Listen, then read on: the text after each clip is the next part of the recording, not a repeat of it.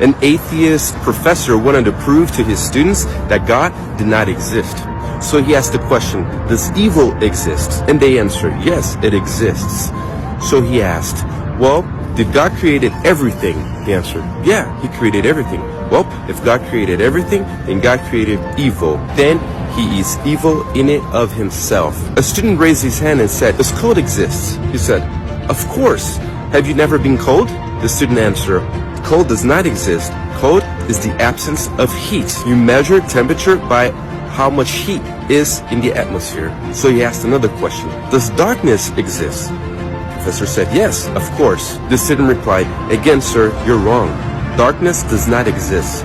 Darkness is the lack of light. You measure how dark it is by the lack of light.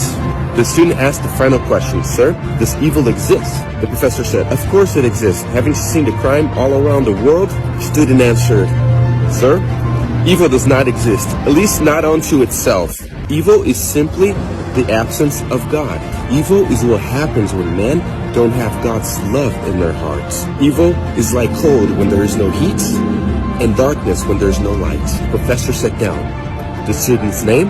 Albert Einstein. Jesus is the light of the world, and darkness could not overcome it.